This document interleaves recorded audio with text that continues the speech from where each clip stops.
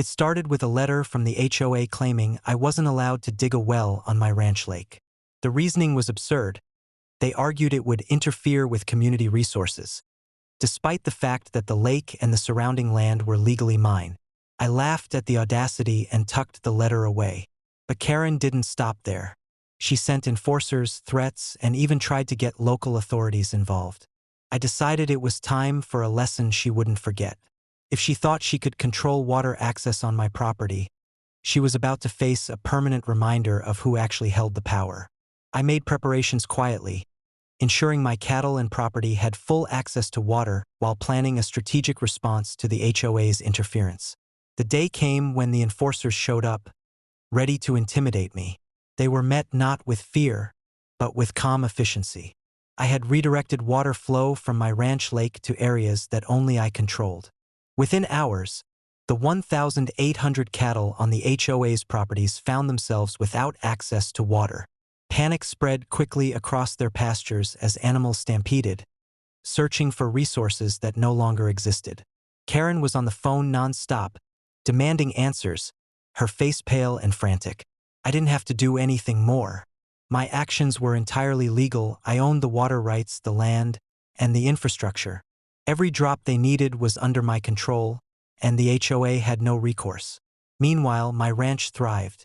My water systems were optimized, my cattle hydrated, and my property untouched by the chaos I had orchestrated. Karen's calls turned desperate. Her threats escalated. She claimed I was endangering the animals and tried to involve authorities again. But this time, every regulation, every law, and every water rights document was firmly on my side. The HOA's bluff had been called, and they had no way to recover. By the end of the week, the HOA was forced to negotiate. They had no choice but to formally acknowledge my water rights, cease interference, and publicly apologize for their illegal threats. Karen, humiliated and red-faced, learned the hard truth. Interfering with someone who holds all the legal and practical power on their own property comes with consequences that are swift, precise, and unavoidable. From that point on, the HOA never tried to dictate what I could do on my land again. The water flowed freely, my cattle were safe, and Karen's influence in the community diminished drastically. Other neighbors began to respect the boundaries I had set, understanding that entitlement has limits, especially when it collides with ownership, preparation, and strategic thinking. The moral was clear. You cannot manipulate someone who controls the resources.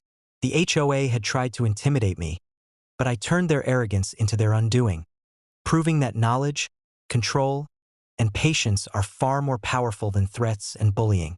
Karen's lesson was learned the hard way, and the water? It would forever remind them who truly ruled the ranch.